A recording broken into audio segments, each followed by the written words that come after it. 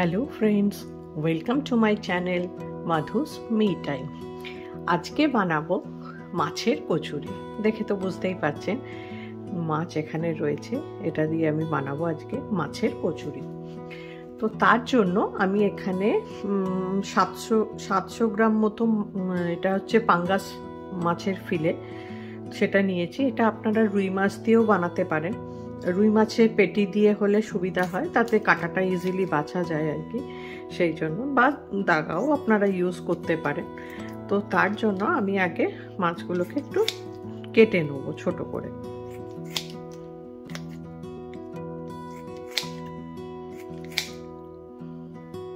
এবার মাছগুলোকে কেটে নিয়েছি।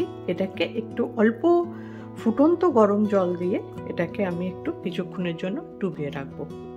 এবার এর সাথে একদম গরম ফুটন্ত একটু গরম জল দিয়ে আমি এটাকে কিছুক্ষণ, মানে 10 থেকে 15 মিনিটের মতো এটাকে আমি ডুবিয়ে রাখবো।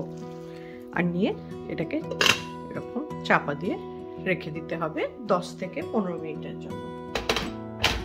তাতে মাছটা একটু সফট হয়ে যাবে, কারণ এটা সেদ্ধ করার কোনো দরকার নেই। আমি মাছের থেকে জলটা এবার ছাড়িয়ে নিয়েছি, 10-15 মিনিট মতো হয়ে গেছে। তো মাছটা এরকম এবার রেডি আছে মাছটা। তার সাথে আমি নিয়েছি এখানে 2 বড় সাইজের পেঁয়াজ কুচি, একটু ধনে পাতা কুচি, এখানে আমি নিয়েছি 5টা লঙ্কা, তাতে কুচি করে নিয়েছি। তো লঙ্কাটা তো যে যার টেস্ট মতো, তো আমি একটু ঝাল ঝাল করেছি, তো 5টা লঙ্কা নিয়েছি। আর এখানে আছে গার্লিক পেস্ট, জিঞ্জার পেস্ট, আর এদিকে আছে ধনে গুঁড়ো, জিরে গুঁড়ো, গরম মশলা, নুন, হলুদ, আর একটু আমাদের বাইন্ডিংয়ের জন্য ব্রেড ক্রাম্বস লাগবে। তো অল্প করে এটা আমি ইউজ করব। চলুন তাহলে আজকে শুরু করা যাক মাছের কচুরি। মাছটাকে আমি মিক্সিতে পেস্ট করে নেবো। তার জন্য একটু হাত দিয়ে দিই, কারণ গরম জলে রাখার জন্য ওটা অলরেডি একটু সফট হয়ে গেছে। তো হাত দিয়ে একটু ভেঙে নেবো, তাতে মিক্সিতে পেস্ট করতে ইজি হবে। মিক্সির বোলেতে আমি মাছগুলোকে দিয়ে দিলাম, এবার একটু পেস্ট করে নিই। দেখুন কি সুন্দর পেস্ট হয়ে গেছে মাছটা। তো এবারে আমরা রান্নাটা শুরু করি। প্রথমে কড়াতে একটু তেল দিয়ে তাতে আমি যে পেঁয়াজ কুচি করে রেখেছি সেই পেঁয়াজটা দিয়ে, আর আমি তো জানিনি পেঁয়াজ ভাজতে গেলে একটু অল্প নুন দিয়ে ভাজি, তো তাতে খুব তাড়াতাড়ি পেঁয়াজটা সফট হয় আর গ্রেভিটা খুব ভালো হয়। তো পেঁয়াজটাকে প্রথমে ভেজে নেব। এবারে পেঁয়াজটা ভেজে নিয়ে যখন একটু লালচে কালারটা আসবে, তখন তাতে আমি লঙ্কা কুচিগুলোকে অ্যাড করে দেবো। লঙ্কা কুচি দিয়ে 2-1 মিনিটের মতো আর একটু ভেজে নিয়ে তাতে এবার অ্যাড করব জিঞ্জার পেস্ট আর গার্লিক পেস্ট। তো আমি এখানে 2 চামচ মতো জিঞ্জার পেস্ট আর 2 চামচ মতো গার্লিক পেস্ট ইউজ করেছি। এবার জিঞ্জার গার্লিক পেস্টটা দিয়ে ভালো করে এটাকে কষে নিতে হবে। ভালো করে কষা হয়ে গেলে দেখবেন হালকা একটু তেল ওপরে ভেসে উঠছে, তখন ধীরে ধীরে অ্যাড করতে হবে হলুদ গুঁড়ো, জিরে গুঁড়ো আর ধনে গুঁড়ো দিয়ে আবার মশলাটাকে ভালোভাবে একটু কিছুক্ষণ কষতে হবে। যদি দেখেন মশলাটা একটু বেশি ড্রাই হয়ে যাচ্ছে, তাহলে আপনারা জল না দিয়ে ওটাকে কভার করেও কিছুক্ষণ কষতে পারেন, তাতে কি হবে মশলার টেস্টটা ভালো আসে। এবারে মশলাটা কষা হয়ে গেলে মাছটা যেটা আমরা মিক্সিতে পেস্ট করে রেখেছি, সেই মাছটাকে এই মশলার সাথে ভালো করে ওটাকে মিক্স করতে হবে। খুব ভালো করে মিক্সটা করতে হবে। মিক্স করতে করতে দেখবেন একটু জল জল ব্যাপারটাও চলে আসবে। তো কিছুক্ষণ ভালো করে মিক্স করার পরে যখন জলটা আসবে, তখন গ্যাসটাকে একটু হাইতে করে জলটাকে শুকিয়ে নিতে হবে, যেন জলটা মাছের মধ্যে না থাকে।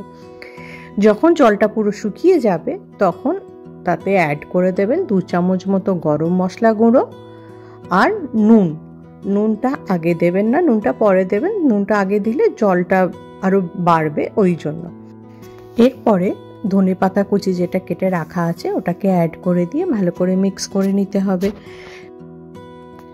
এরপরে একদম লাস্টে আমি বাইন্ডিংয়ের জন্য ইউজ করব 2 চামচ মতো ব্রেড ক্রাম্বস। তো ব্রেড ক্রাম্বসটা দিলে মানে যেহেতু পুরের মানে ময়দার ভেতরে পুরটা যাবে, তো ওটার বাইন্ডিংটা ঠিক হওয়াটা খুব জরুরি।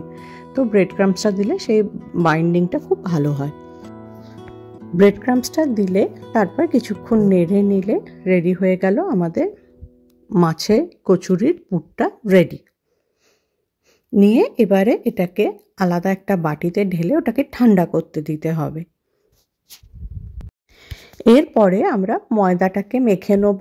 ময়দাতে নিজের টেস্ট মতো নুন আর তার সাথে একটু তেল ভালো করে মাখার জন্য, মানে ময়নটা যাতে ভালো হয় সেই পরিমাণ মতো তেল দিয়ে ময়দাটাকে আমরা হালকা গরম জলে মেখে নেব। আমাদের ময়দা মাখা রেডি, মাছের পুরটাও রেডি।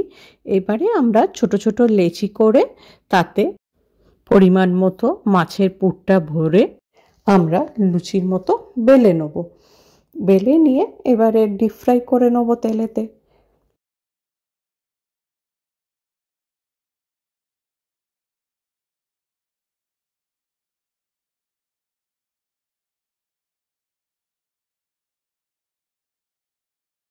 তাহলে কেমন লাগলো আজকের এই রেসিপি প্লিজ কমেন্ট করে জানাবেন।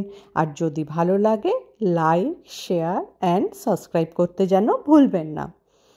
তাহলে আজ এই পর্যন্তই। আবার দেখা হবে আরও একটা নতুন রেসিপি নিয়ে। ততক্ষণের জন্য বাই বাই।